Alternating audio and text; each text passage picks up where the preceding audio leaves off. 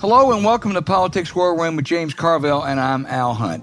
This week, our guest is author, trade law specialist, and senior advisor with the Albright Stonebridge Group, and the author of a new book on the Senate Betrayal, How Mitch McConnell and Senate Republicans Abandoned America. It is Ira Shapiro, his third book on the Senate. Remember, we love taking your questions, so write into politicswarroom@gmail.com or send a tweet to @Politicon for next week's show. Now, we'll get to as many as we can, but don't forget to tell us where you're from. And please check out the links to this week's sponsors, Blinkist and Magic Spoon, in the show notes. We thank you for supporting our sponsors. It helps make this podcast happen. Please tell your friends about us and remind them to subscribe on Apple Podcasts, Spotify, Stitcher, or wherever you get your podcast. James, there were a bunch of primaries this Tuesday around the country. Not any real blockbusters with one exception. San Francisco voters by a 60% margin recalled their left-wing prosecutor, who's seen as soft on crime, which is spiraling in that fabulous city. There are no other big takeaways, but that's a huge one, a continuation of rejections of the far left. James, you've been out front telling Democrats they need to get out front on this crime issue. Will this do it? Well, it's a clear signal, Al, that Democratic voters are trying to seize control of the Democratic Party, which I think is an excellent idea. And this is one, as you correctly pointed out, this builds on what happened in the New York mayor's race, the Buffalo mayor's race, the Cleveland congressional race, the Minneapolis defund the police idiocy referendum, the Seattle city attorney's race. How much more evidence do we need that Democratic voters want to be in charge of what's going on in the Democratic Party, not the Berkeley faculty? And last night was a great win for Democratic voters and was a humiliating defeat for the Berkeley faculty. That's the way I put it. I know that Berkeley faculty members do that, but just a convenient thing to talk about. And time again, voters are weighing in. And they just keep digging themselves deeper with this silliness. And finally, hopefully, this wakes them up and they learn to stand down and shut up. We may have to get the Berkeley and the Brown faculty lounges together one time. We should. Exactly. Yeah. And I agree with you. Let me point out, I think some of the commentary today has also pointed to the Los Angeles mayor's race. I think, and Karen Bass, a congresswoman and the former speaker of the California Assembly, she's kind of painted in that same far left category. That's wrong. That's just dead wrong. She's not a fringe leftist. She's a very effective speaker in the Assembly. In the House, she was a real player. She tried to put together a police reform measure until Republican Tim Scott threw in the towel. She's running against a billionaire. She finished second with, I guess, 37. He got 42. I hope Karen Bass wins in November because she'd be a good mayor. She's a good politician. Yeah, I do not at all conflate her with the idiocy that goes on. I had something when she was at Berkeley. I mean, God, do we have to go through that again? But she seems like a very grounded, thought-out person. I think she's very close to our speaker.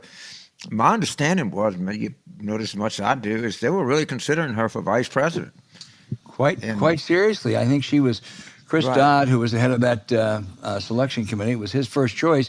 I think what probably eliminated her was not anything about her record, but when she was much younger, she made some what would be considered today politically intemperate comments about Castro and Cuba. Okay. She was in her early 20s. Florida. I mean, my of course. God, Yeah. Korea. And one of the things that I was reading is that the Los Angeles progressives were angry at her because she wanted to try to increase the size of LAPD. How many times do you have to lose and cause people elections and quit electing Republicans and keep your mouth shut? Hey, James, California has what they call a jungle primary. Everybody runs. The top two finishers go on to November. I once thought that's a pretty good idea. Now I'm not so sure. It's supposed to breed more competition. That didn't really happen. What's your take on jungle primaries? We have it in Louisiana. And I can't tell you that it's life-altering or anything. I don't know if if it solves much, usually you would have a primary, then a runoff, then a general election. Now you just have one thing in a runoff. I guess it does some good in that. I just don't. It's fine. I don't have an issue with it. One way or the other, I think they thought it would foster competition. One other point I would make in California is the Attorney General is a Democrat, quite liberal, done many good things. He didn't get any opposition. This is not so much an ideological argument. I mean, there's some ideological differences between the identity left and liberals like myself, but you can do really good things that are very appealing to Democrats around the country and be very popular and win elections. Where you ruin yourself is you get sucked into these people's debate. Well, there's one San Francisco liberal. Her name is Nancy Pelosi. She has a pretty good record for doing important progressive things. Damn right she does. That make a difference, and that's a real contrast. You're damn right she does. James, the January 6 hearings are going to start Thursday night.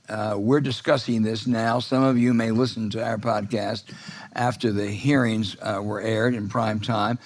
My impression, James, it's talking to some people, is this committee has done a very careful job. The members are very serious. They have a good staff.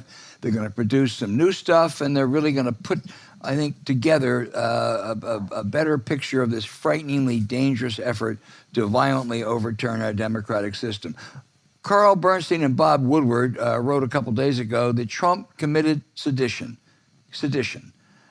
Still, I fear, and you're going to talk me out of this, you're going to tell me I'm wrong, that this is going to be like his other offenses, from Access Hollywood to bragging about assaulting women to shaking down Ukraine by withholding weapons, and that most people are just going to go back to their respective corners. God, I hope I am wrong. Well, I hope you are too, but I don't know if I can talk you out of it. But I'll give you some things to remember about this hearing. First of all, it's kind of the only show in town. Mm-hmm. All right, there's not a lot. It is not even a lot of sports competition. I mean, you got the NBA game tomorrow night, which you'll have. No. I think the NBA game is tonight. I think tonight. I'm sorry. The NBA game tonight, Wednesday night. Right. I'm sorry. Right. You don't even have that. All right. And the networks, all but Fox, are going to run it. I wish, because the Democrats that look at Fox, they're going to run on Fox Business. I can understand it why they don't want to see it. And I think that if they tell a story, and apparently everything that I hear about this I think it's Goldstein, the guy that got from ABC to do the videos, I think that they're not interested in, like legislation, everything. They have everything they know. They're going to try to tell a 6-part story. And if they do that, and, a lot depends on the opening night. Now, what's going to happen? They're going to compare the audience to Watergate. Well, nothing gets when audiences like Watergate got. All right? People just didn't watch, of the 50 top shows in television history, excluding Super Bowls, Beverly Hillbillies, it's like 15 of them. So they will make a big do over, or somebody lied, or there was a glitch in a video, and they'll try to expose it for that.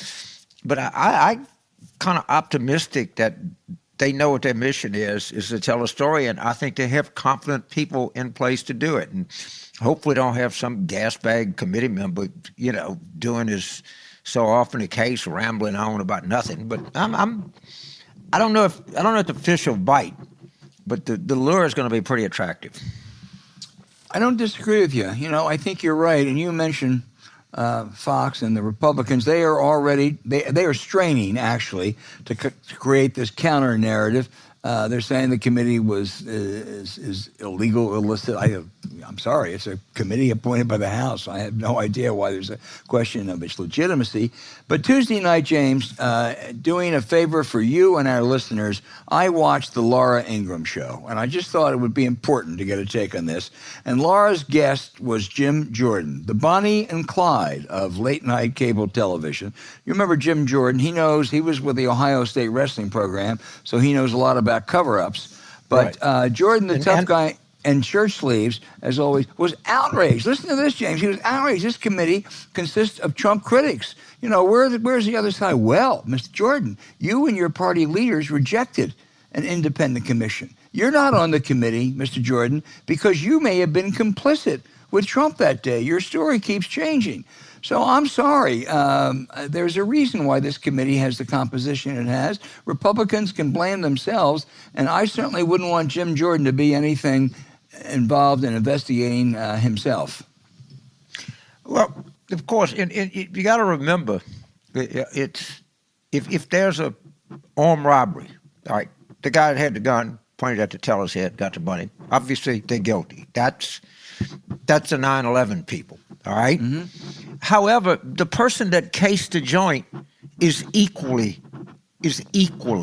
guilty. The person that drove the getaway car is equally guilty.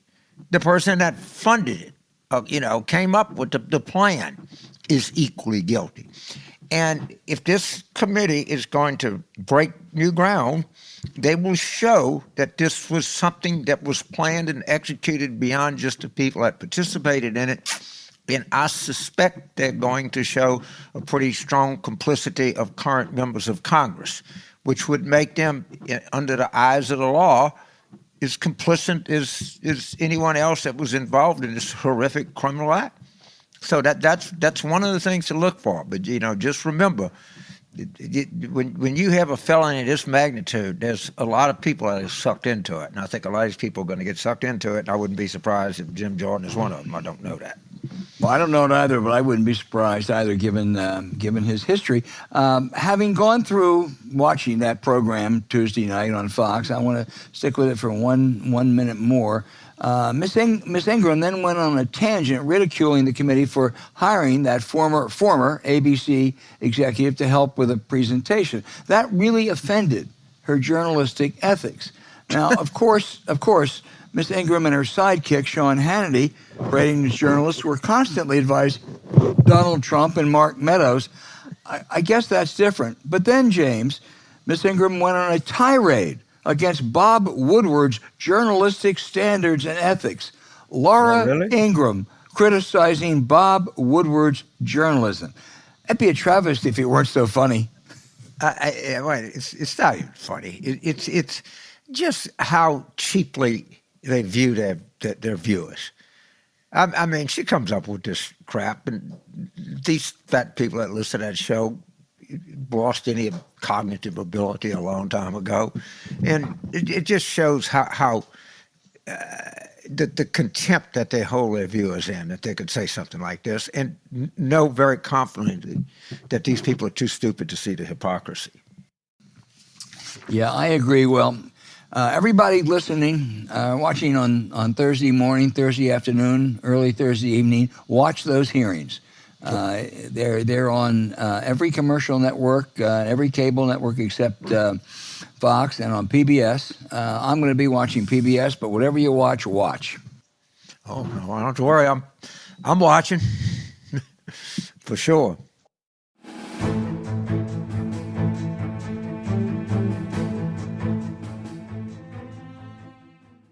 Hey, James, improvement requires constant growth and development.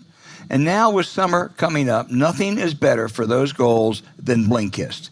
Blinkist helps you discover and understand powerful ideas from books and podcasts quickly and widens your knowledge of different spheres to transform ordinary moments into incredible opportunities to learn more than you could ever imagine, all in record time.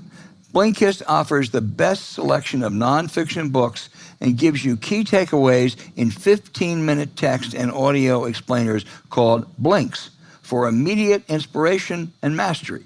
They've condensed over 5,000 titles in 27 categories, as well as produced Shortcast, a.k.a. Blinks, for podcasts that helps you absorb valuable knowledge and ideas quicker than ever. Imagine getting brilliant new ideas and insight in only 15 minutes. Phenomenal books and podcasts that improve your life across the board. Blinkist is easy and enjoyable to use. You can listen and read at the same time, as well as download titles for offline access.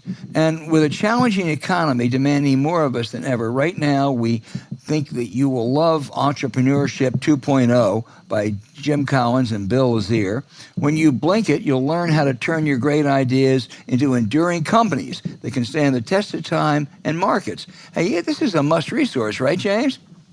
Man, I cannot tell you how enthusiastic I am about this product, because it's just like design. If you said, as a human being, I know that has a really short attention span, that likes to jump around, but is interested in a lot of things, you would be describing me. And if you said, in my 77th year, somebody has figured the perfect product for someone who's busy, has a short attention span, but is very curious about a variety of subjects, this would be the product you have. Why did it take you so long, Blinkist? I could have loved you a long time ago, but I'm glad I got you. And as President Clinton used to say, the idea in life is to be better read the day you die than the day before you die. And Blinkist really helps in this endeavor. This is a terrific product. I'm very enthusiastic. You can make up for that love now as you give it. Right now, Blinkist has a special offer just for our audience. Go to Blinkist.com/War Room to start your free 7-day trial and get 25% off of a Blinkist premium membership. That's Blinkist, spelled Blinkist, Blinkist.com/War Room to get 25% off and a 7-day free trial. Blinkist.com/War Room, or look for the link in our show notes.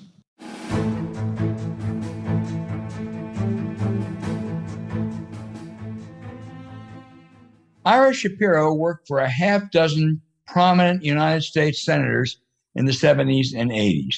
He has written 3 books on the Senate and its institutional decline. The latest is Betrayal: How Mitch McConnell and Senate Republicans Abandoned America. Ira, first of all, thank you for being with us. McConnell started working in the Senate as a young age. He's been a senator for 3.5 decades. His supporters say he's an institutionalist. You disagree, don't you? Well, Al, thank you, and thank James for having me on. I really appreciate the chance to be with you. 2 people who appreciate what the Senate was and what we've lost.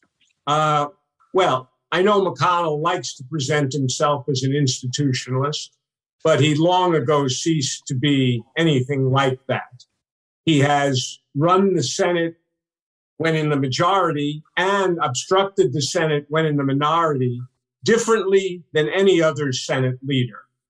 He has trashed the norms and customs that made the place work, and he has disregarded the fundamental responsibility, I think, of a Senate leader to make the Senate work, to work across the aisle, and to try to work with presidents, even when they're not in your party. So no, he's not an institutionalist in any way. Well, let me pick up on that, because we've known a number of Senate leaders who could play rough. They could be tough partisans: Bob Dole, George Mitchell. How is McConnell different?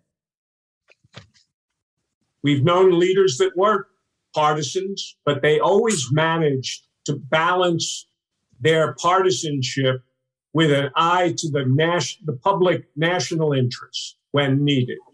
They understood what the Senate was there for, and so they were always trying to balance the party against the country, and they understood that the country really came first.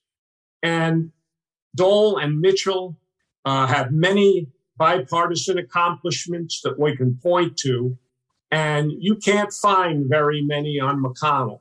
I tried to be as fair as I could in writing this, Al, but I didn't need many pages to describe his accomplishments. No, you didn't. He and Donald Trump are contemptuous of each other, yet he was a leading Trump enabler, as you write. But what I guess maybe the worst of all, including for a month after the 2020 presidential election, wasn't until December 8th or 9th where he finally acknowledged that it was a fair and honest outcome. That was the time that all of the crazy big lie stuff built up. And McConnell was much more worried about Georgia elections than anything else. And that's one of the greatest abdications of his many. I think that's right. And I think it was an abdication. But I also think, Al, as I wrote, I think he overestimated his ability to control the situation. I think he genuinely thought that when he decided the election was over, it would be over. And Trump would agree, and all the Republicans would fall in line. But like I wrote, and like you just said, those 5 weeks between when the networks called the election for Joe Biden and when the Electoral College met 5 weeks later, that was when the big lie festered and poisoned the country. 50 million people out there, 70% of Trump's voters, thought the election was rigged because McConnell and the others didn't say otherwise. James Carville. So Al and I have this friendly, but a slight disagreement. Al, I'll frame it, and if you want to change the framing, please do go ahead. Basically, Al says if McConnell would have demonstrated some courage after the election, he could have gotten Republicans to go along, and they could have stopped this nonsense. And I said he could do no such thing. He's at the mercy of his caucus. And if he would have done that or gone along with impeachment, they would have voted his ass out in an hour. And that he operates in a very, very narrow space. And if he were George Mitchell, if he were Bob Dole, if he were Howard Baker, if he were Mike Mansfield, we don't have that because the caucus doesn't want that. And he is at the mercy of the caucus. And if he tried to exhibit an iota of courage, they would run him out. Yeah, let me just add that you framed it very well. Because I don't want I'm not sure I'm right. Right, I'm not sure I'm right either. That's why we're asking Ira. I think, first of all, Ira, he could have delivered 9 more votes for impeachment and to get rid of Trump. I think there were enough there, the Rob Portmans of the world, the people who were retiring. And if you had killed the king politically, the king might have gone away. He didn't want to go away, but he wouldn't have had anything. Couldn't threaten to run again. It would have been a real roll of the dice, but it would have been a lot better for the country and in the long run, maybe for McConnell. Yeah, so I agree with everything Al said. If he'd have tried that, they would have deposed him in 5 minutes. Okay. You be the judge. Well, look, James, I come down more on Al's side in this one. I mean, my view is that there were many times, going back to the Obama years, but also in the Trump years, where if McConnell had done certain things, I think other Republicans would have followed it. I think his excuse that I couldn't do it or that I had to hold the caucus together, I just don't think it washes. I think that impeachment was a good example on the second trial. He said, well, there aren't enough Republicans to impeach, but convict, but I think there would have been if he had done it. And who exactly, well, if the caucus had deposed him, if the Cruz-Hawley wing of the party was that strong, well, at least he would have done something for the country. I don't think it would have played out that way, actually, but that was his calculation. Right. All right. I mean, I appreciate it. I just think there are 26 Senate Republicans that would have voted him out instantly, and they would have. I don't like McConnell. I think you're exactly right. I just don't think the Republican Party as construed could have a Bob Dole or Howard Baker or Everett Dirksen. I think those that. Well, it certainly has no question. It's a much different Senate, much different Republican Party. And McConnell, I always give him credit for his ability to surf the madness of the Republican Party. Right. The party has moved from conservatism to radicalism to nihilism to white nationalism, and he's managed to surf that madness. But partly because he never, whether it's the Obama economic stimulus or whether it's the Affordable Care Act or whether it's impeachment, you go down the list, he has never exercised leadership in the nation's interest, with the possible exception, they did do the CARES Act. I give them credit for that. But there isn't much else there. And of course, we haven't gotten to the Supreme Court yet, which will be his legacy, that he would say that's his legacy. The ends have justified the means in his view, but I think it was very destructive to the Senate, the court, and the country. Yeah. Yeah, well, I think what McConnell would say is, okay, yeah, you guys don't like it, but we now have a 6-3 conservative majority, probably for the next several decades. So we won. And, it's a big victory for me. It's going to affect the country the way I want to. So, go home if you want to cry. Well, that is exactly what he would say. And I would say that the truth is that politics actually isn't war.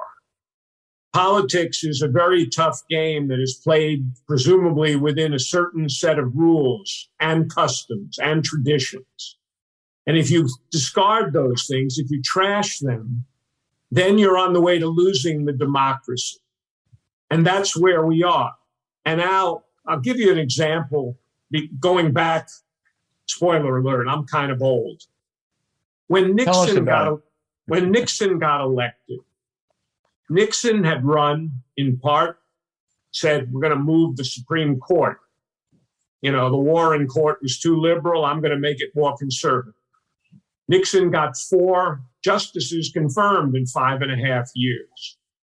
Nobody ever questioned the legitimacy of those justices because we had a legitimate process. Right. McConnell trashed the process. He's poisoned the Senate, poisoned the court, poisoned the public attitude toward the court. And yes, he won. And maybe that'll be of lasting value. But he's trashed the democracy. Ira, I've always thought that what McConnell cares most about is money. I mean, money and power. And that I don't think he has strong views about abortion or guns or affirmative action. Campaign finance stuff, back in the 70s, he actually advocated public financing. But he does care about the money that comes into him. And he cares about the judges are very useful, if they're conservative judges, for the Koch brothers and a lot of that other network that contributes to him. Is that an unfair assessment, or is he really all about that kind of money and power? Well, I think it's a fair assessment. I mean, I'll give him his due to say, I believe he is a right of center conservative. Mm-hmm. He would say, I believe in less government. America is not France. By that he means he's against health care for people and child care, child tax credits, etc. He's a right of center conservative. But I do think he has been motivated highly by understanding of the donor base, what it would take to keep the donor base happy, to get their money and to return the favor to them. The donor base is not exclusively the fossil fuel industry and the NRA and the gun manufacturers, but they're important parts of it. And look, he grasped the importance of the court, but also, interestingly, as you know, Al and James, Trump grasped it. When they went to Trump in 2016 and said, you need to put out a list of justices that you would appoint, judges you would appoint to the Supreme Court to solidify the right wing, the so-called legal conservatives, and the Christian right as well. Trump got it. He understood it. It helped him win the election, and then he delivered on it. So, yes, McConnell's very conscious of the donor base. Let me ask one more before turning it back to James. One other illustration, the fall of 2016, when the intelligence community had undeniable proof that the Russians were interfering in the American election. They went to the White House and they went to all the congressional leaders to put out a joint statement that just saying this is unacceptable and Russia's doing something that's wrong. McConnell refused to go along. Right? Right. I mean, that was putting... to go along. And he refused to go along because, although he was not enthusiastic about Trump, he was very careful never to criticize Trump. He wasn't agonizing about it the way Paul Ryan was and others were, Trump's behavior, et cetera.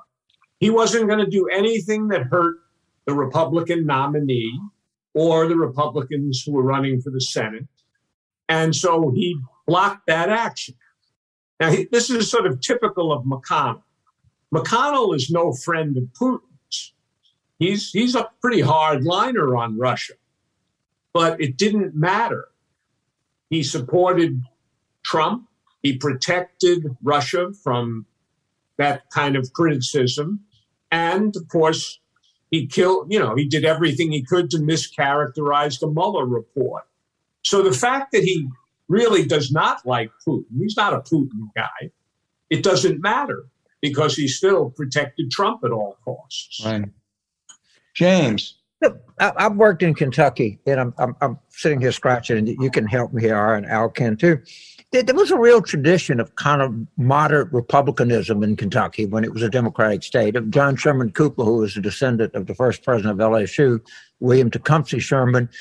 And as I recall, there was another kind of moderate Republican senator there that when McConnell started in politics, he was a kind of pro-civil rights Republican a little bit. He didn't come at politics from this direction. He adjusted. Is it correct to say that he adjusted to the Republican Party as opposed to adjusting the Republican Party? I think that's right. I mean, certainly Kentucky politics. Kentucky was probably a balanced swing state, could go either way for a long time. Certainly, Kentucky has moved emphatically to the right, as have other states, right? Arkansas, Louisiana, et cetera.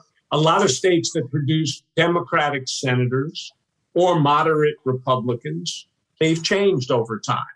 And certainly McConnell has changed over time in that regard. I guess from my standpoint, I understand politics. I don't expect people to be perfect or to ignore the importance of their reelection.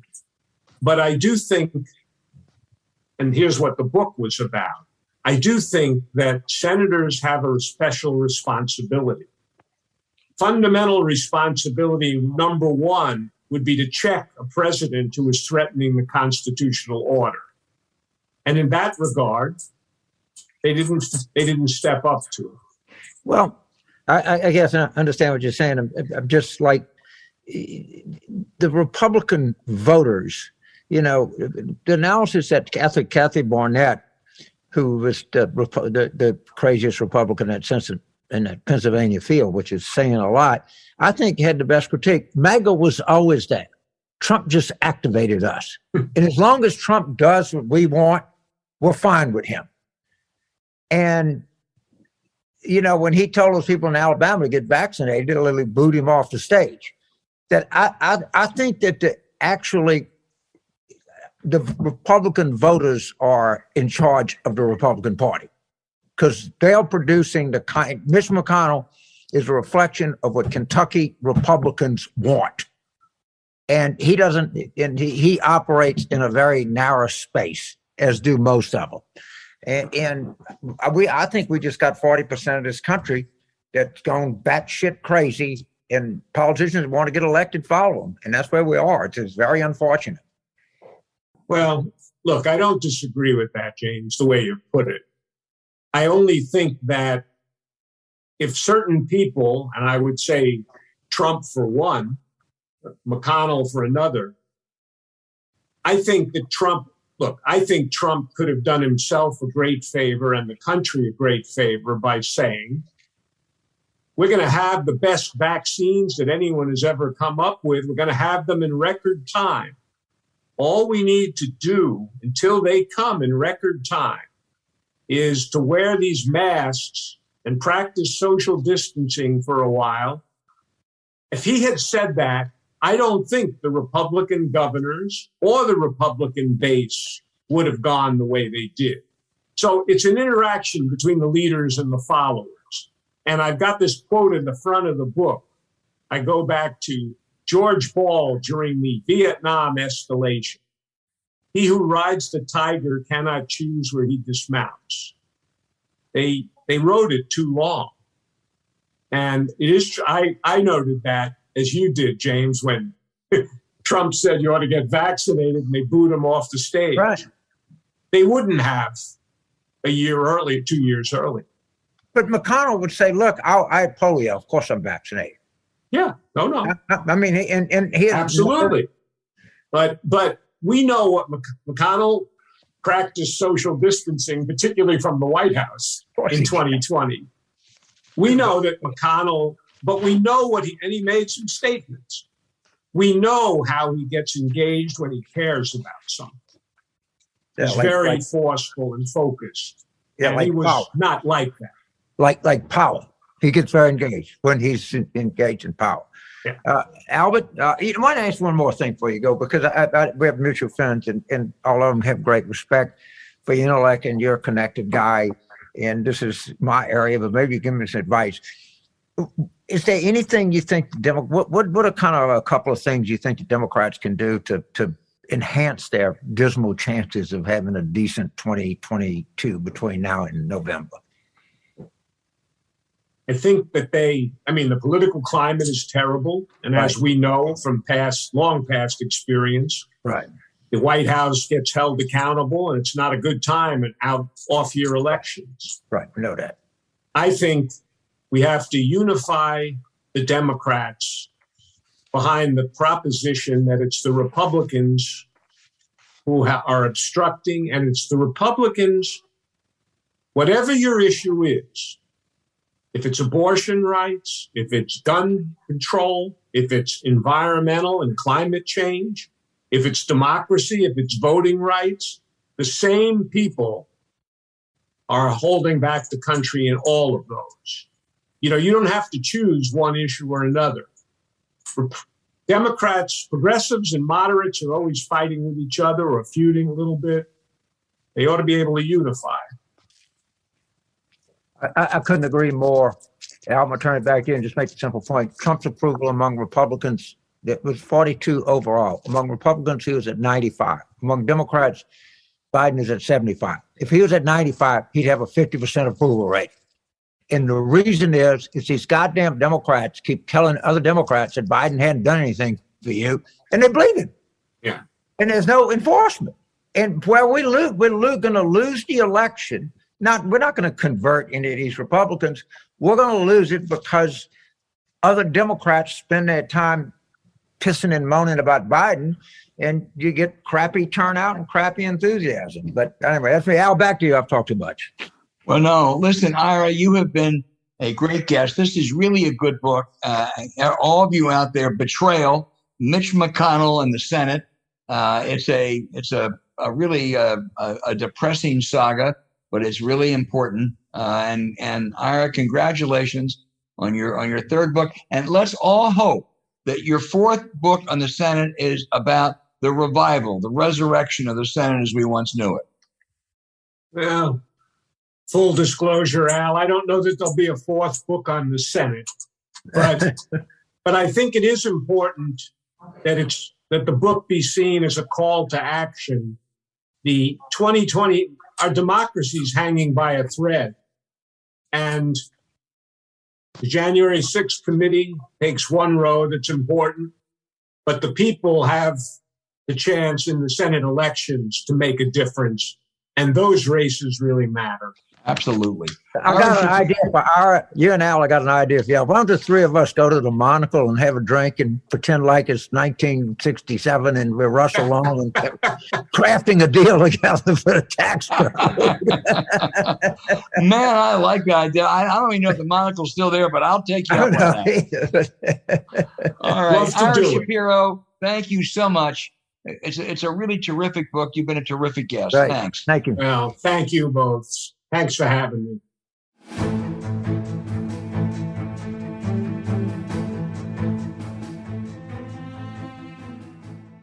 All right, and now for those terrific questions that we get every week from our terrific listeners.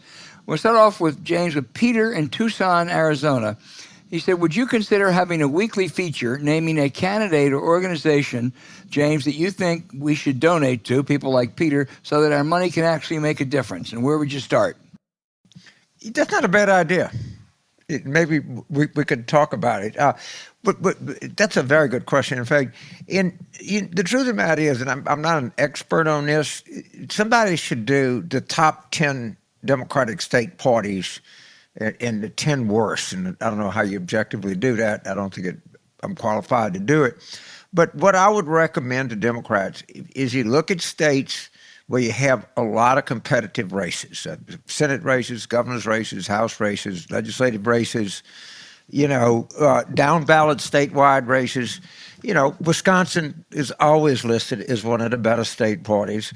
Remember, we had Senator McMurrow in Michigan, which is, I don't think there's a Senate race so much in Michigan, but there's a lot of really critical elections there. Secretary of State, governor. Right? She says they have an excellent state party, excellent state party chair.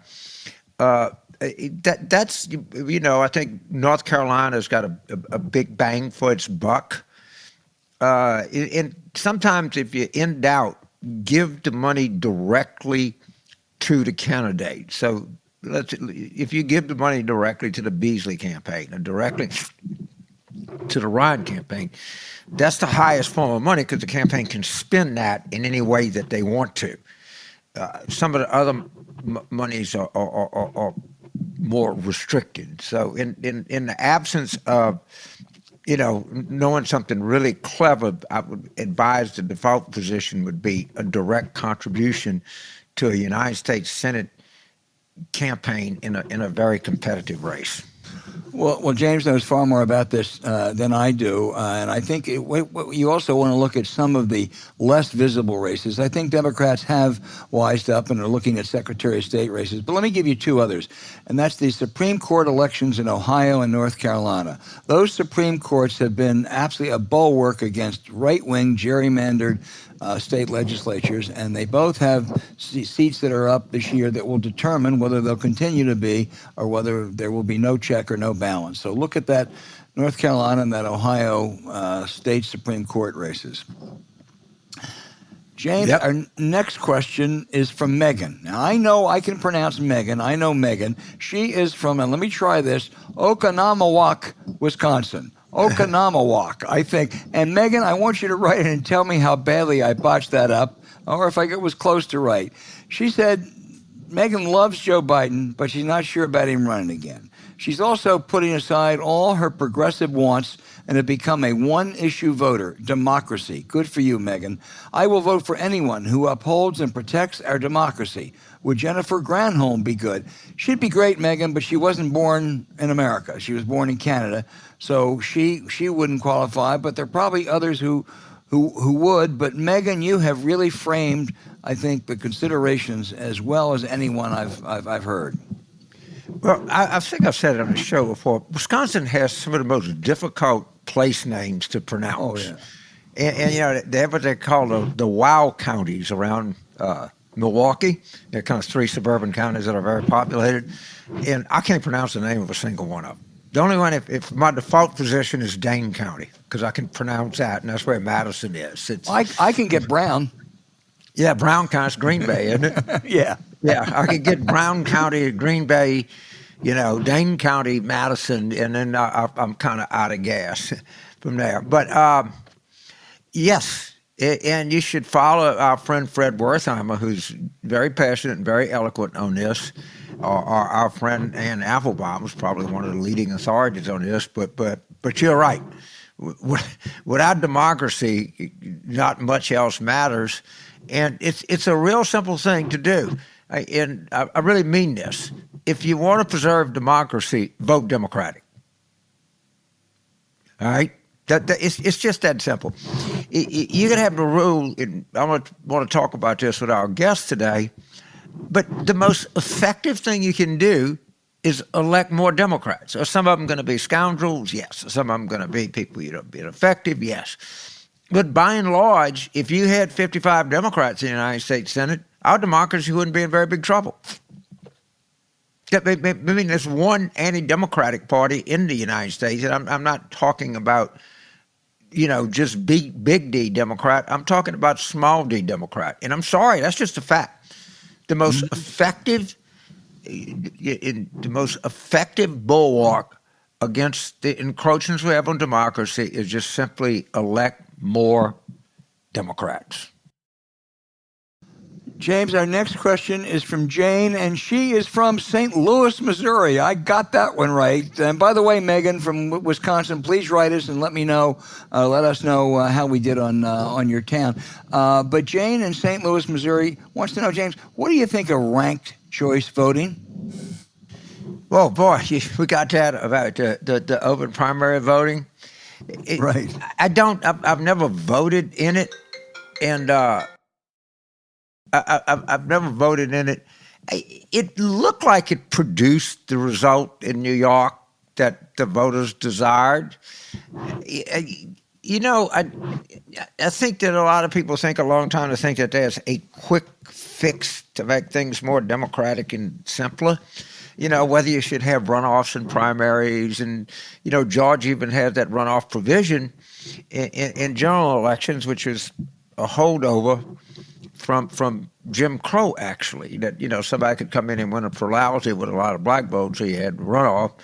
I don't know. I would defer to democracy experts on this to the best way, but I don't think any of these things have proved to be either as good as its proponents have suggested or as bad as its opponents have suggested. I don't know. You probably into this as much as I am. Do you have anything to add to that? Well, no, I agree with that. I don't think it's a panacea, to be sure. On balance, I tend to favor it, because the reason is that I think, you know, when you express your preferences, sometimes the person, when you don't express your preferences, the person who is the most on the fringe, if you will, whether it be right or left, right, is likely to get the most votes. But when you express preferences, it may moderate a little bit. You want to, you know, let's say you like Karen Bass, but you don't have a problem with Caruso, but you don't like the other people running. Right. Well, if you rank them, you feel like you're empowered a little bit more. But yeah. You know, I can see that, because sometimes, you know, a lot of times you vote, particularly in primaries, and it's, well, gee, I kind of like both of them, but I guess I like this person a little bit better than that one. It just gives you some satisfaction. Yeah, no, I think it does. And your New York example is a good one. There was a pretty good one in the Maine congressional race a couple of years ago, too. Right. But Deborah in Manhattan says, what do you think of the idea of not banning assault weapons? By the way, we have a lot of gun questions today. We only get to a few. Not banning assault weapons, but making a law stating that they can only be used at gun ranges. The weapons would have to be locked up and stored at the range. The owner would not be able to leave with a weapon. I would take it in a nanosecond, and there's no way you'll ever get it through the Republican Congress. They may pass a very tepid gun law in the next week or two. I give Chris Murphy enormous credit for working on this, but it's going to be disappointing in contrast to what we need and what we should have. I'd be all for doing whatever they can do, but they're not going to do anything on assault weapons, I fear. Let me add a codicil here. What we had in 1994, then Senator Joe Biden, President Clinton, passed a crime bill that, yes, had a ban on assault weapons, all right? People don't know this. For 10 years, in 1994, there were 400,000 assault weapons in the United States. George W. Bush and the Republicans, without much resistance, honestly, got rid of it. We now have 20 million assault weapons. That's just a fact. That's history. People get over it. The job got done, and they undone it, and now we're trying to put the genie back in the bottle. And you're right. I take you now you're talking about, well, maybe you got to be 21 to buy an assault weapon. It was a time, 10 years in America, people were hunting, people were going to gun clubs, people were practicing marksmanship, they were doing all of these things, all right? They just didn't have assault weapons, and life went on just fine. Thank you. Yeah. On that issue, 3 cheers for Matthew McConaughey. I mean, he's trying. And he's from Uvalde. That pediatrician was good today too, from Uvalde. But it's not. It's all good. The shame of it is we know what's going to happen. Is at best, and it looks like that even might be receding, they'll do some chicken shit cosmetic thing, and we'll all have to, well, you know, and that's the best we can do. That's the best we can do. And then there'll be another shooting, and we'll tell his parents, look, we did our best. Right. No. We actually had this thing beat and quit. I would still take the chicken shit thing over nothing, but it's not nearly enough. Yeah, I would too. James, our next question is from Joe in Carroll County, Maryland. My son Jeffrey lives in Carroll County, Joe, so I know what a great place that is. This is good, James. He said, you have frequently mentioned reading spy thrillers in your spare time. Would you all consider spending some time in an upcoming episode recommending your favorite reads in this category? No, Joe, we'll do it right now. James. Well, the guy that I just like is Frederick Forsyth. I don't know why, you know, Jay the Jackal is one of my, I guess it qualifies as a spy thriller. Yeah, sure does. You know, Odessa File, or things like that. Obviously, John Le Carre, I've read his books. They're very intellectual. I mean, it's not a breezy read, but I mean, he's more of a literary figure than anything else. The person, and it doesn't qualify as exactly a spy thriller, but the guy that I really like that's very popular, and they started to do some good TV on it, is the Jack Reacher series by an author by the name of Lee Child. I generally read all of those. But some of those spy novels are very deep and very complex. You know, I mean, those are the ones that I'm rattling off the top of my head. Well, I'm going to go back. I haven't read John Le Carre in years, maybe decades, and one of my summer bucket list wishes is I'm going to go and read at least one or two of his novels, because you're right, it's deep, but God, it's good. And I'm going to give you one other one, Joe. It's not exactly a spy novel. And I'm going to tell you what my conflict is on this. It's kind of a political sex spy novel called Let's Not Do That Again, and the author is Grant Ginder. I just finished it. I loved it. The reason I have a conflict is Grant was a student of mine 17 years ago, and he's just published his fourth novel. Can you imagine, James, being 17 years out of college and publishing 4 novels? But anyway, let's not do it again. I want to add one more to that list. It's a guy named Alan Furst, F-U-R-S-T.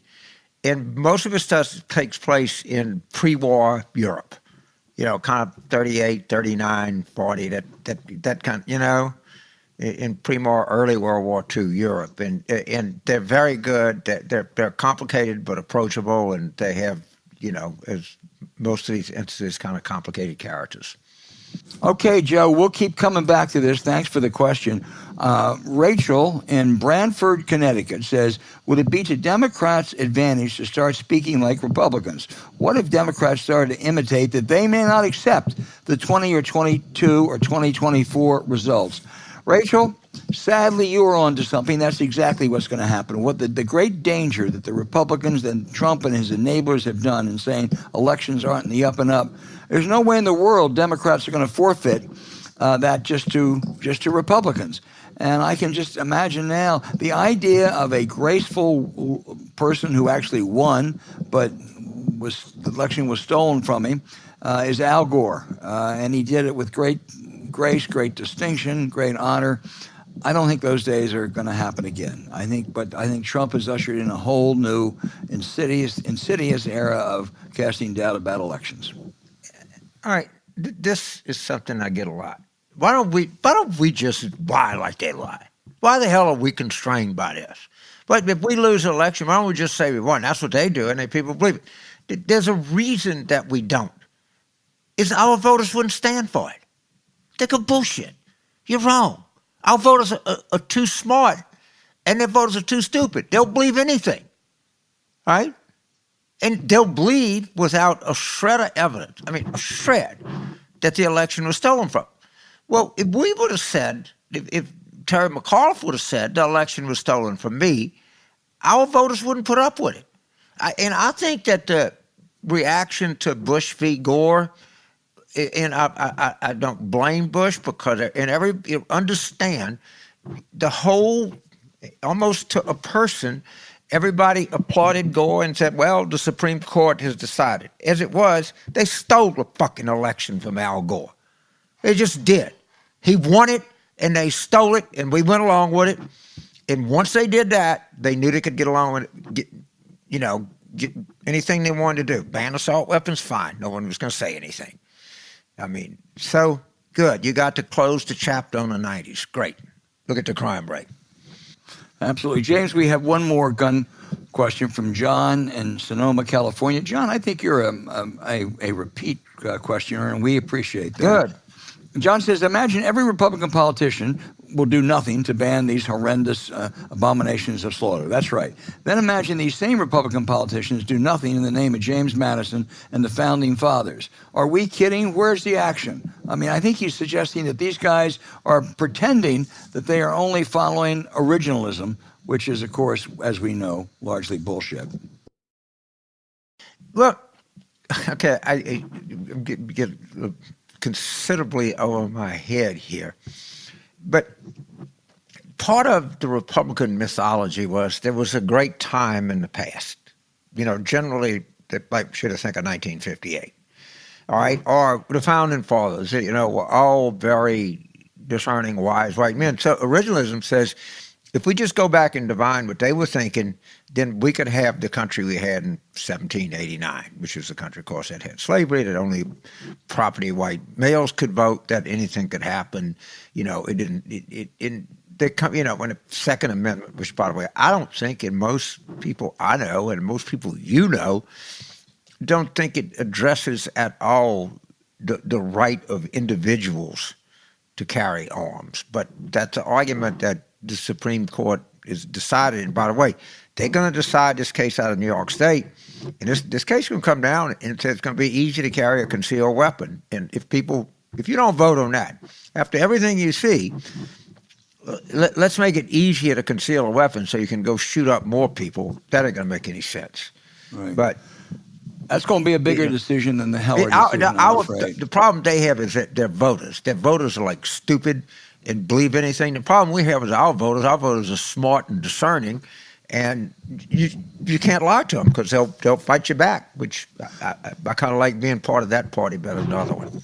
On guns, if you want to go back to originalism and the history of this, read Michael Waldman, a great guest on our show. Michael Waldman's Second Amendment. It's the best book that's been written on that. Okay, Absolutely. keep those questions coming in. They're terrific. If we didn't get to yours this week, we'll get to it next week.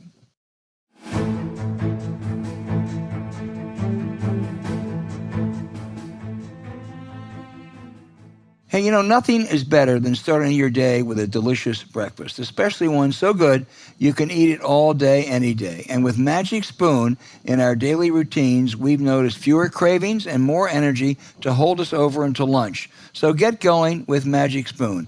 Now, Magic Spoon has 0 grams of sugar, excepting the honey nut flavor, which has 1 gram only. And Magic Spoon has just 4 net grams of carbs, 13 to 14 grams of protein in each serving. It has only 140 calories a serving. It's keto-friendly, gluten-free, grain-free, soy-free, and low-carb. Now, that's a real bargain. You can even build your own box using their 9 available flavors to create your very own custom bundle, including cocoa, fruity, frosted, peanut butter, cookies and cream, maple waffle, blueberry muffin, cinnamon rolls, and honey nut. Wow. Even more exciting, Magic Spoon just brought back their cereal bars. They were so popular that they brought them back permanently. It is the perfectly convenient on-the-go companion for your cereal. Everything is delicious, and James, on top of that, it's healthy. The thing about they do is, and I don't know how, but they really extract flavor in the products they have. So they're not just good for you, of which you can buy any number of products out there, at least on the label, they tell you you're good for you. I hope they're right, but it doesn't matter to me because I can't eat them because they're so tasteless. But the Magic Spoon stuff there's real power in that taste. And whatever the people that put that together do, they're quite good at it. Yeah, they sure are. So go to magicspoon.com/warroom to grab a custom bundle of cereal, and be sure to use our promo code WARROOM at checkout to save $5 off your order. Magic Spoon is so confident in their product, it's backed with a 100% happiness guarantee. If you don't like it for any reason, they'll refund your money, no questions asked. Remember, get your next delicious bowl of guilt-free cereal at magicspoon.com/warroom and use the code WARROOM to save $5 off. Find the link in our show notes, and a big thank you to Magic Spoon for sponsoring this episode and making my grandchild happy every week.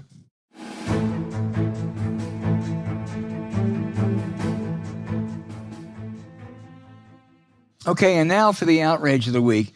I commend to every listener out there the Atlantic's Jennifer Senior's brilliant and frightening profile of Steve Bannon. The former Trump campaign chief would be in the slammer today probably if Trump hadn't pardoned him. He is very smart. He's relentless. He's vile. He's a congenital liar who some dismiss as just an egomaniac hustler, a blowhard. I'd like to be confident of that. But if Republicans gain control of the House and then the White House, this hate-spewing Rasputin may be a bigger deal. And I think Miss Senior, who I don't know, but she's one hell of a reporter, she captures it brilliantly in that Atlantic piece.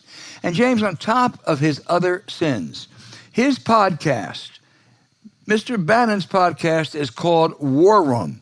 Have you considered suing him for title infringement?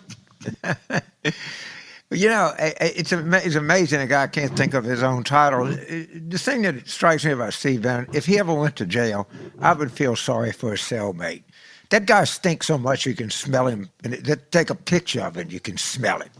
I don't know the last time he's taken a bath or changed clothes. But, you know, he's what passes for a genius in the American right today, and he can't come up with the name of his own freaking podcast. You know, and for all I know, Laura Ingraham will say that we stole our name of our podcast from Steve Bannon. And you know what? Her stupid viewers would believe her. Boy, she get Jim Jordan seconding. Right. Right. Right. You have your own outrage, though. Well, Al, I was going to have my outrage about this Georgetown law thing, which I think is ridiculous, and it had to do with it's kind of technical. You can look it up if you want, but your outrage has to be that Lauren Boebert and now Steve Scalise, who I know, have taken up this point. Look, we didn't ban airplanes after 9/11, so why should we ban assault weapons? Well, the truth of the matter is, people need airplanes. They don't need assault weapons. But even taking that absurd, ridiculous, stupid, jackass argument, we sure in the hell did a lot to regulate flying, didn't we? Sure did. Maybe we didn't ban them, but I was around in 2001, and you had to go through a lot more rigmarole, and you had to jump through a lot more hoops to get on an airplane in November of 2001 than you did in July of 2001. Their arguments are so utterly stupid on their face. You know, it's like Laura Ingraham saying Bob Woodward doesn't have journalistic standards and she does. You just get frustrated and then you just got to realize that their voters are so stupid they'll believe any shit they tell them, including making the point, well, I'll tell you what, but after 9/11, we didn't ban airplanes. Why in the hell are we going to, do anything about assault weapons? Just the jackassery of the thing is so overwhelming. But it does good to point it out sometimes so sane people that are listening to the show can just see how insane they are. Well, you're right. You're right. The Georgetown thing was if anybody's interested, they can look it up. It's a kind of a free speech issue. Yeah, it's a Georgetown professor who put out an outrageous tweet, right? But it was it's a free speech matter. He got, I guess, suspended for a while as they looked into it because there was a lot of complaints, particularly from black students. They then said, "Okay, you can come back in," and then he instead resigned, and I think he's created a name for himself. They got a technicality, said they really couldn't do anything about it because he wasn't on the faculty. The more I looked into it, it's silly and ridiculous, and but what's really evil is this sort of arguments that they're making. So I canned it, but it's worth a good laugh. Yeah, it is.